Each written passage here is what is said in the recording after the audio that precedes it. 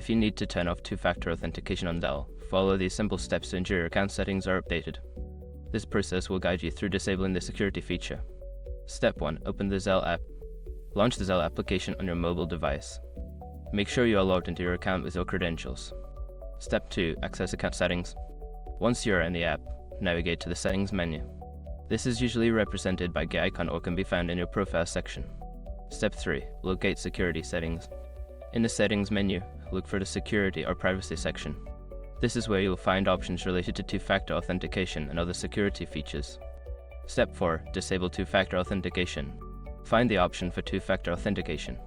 There should be a toggle switch or a checkbox that allows you to turn off this feature. Select it to disable two-factor authentication.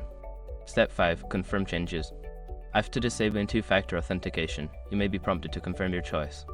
Follow the on-screen instructions to finalize the changes and ensure that your settings are saved. By following these steps, you can successfully turn off two-factor authentication on Zelle. Always remember to keep your account secure and monitor any changes to your security settings.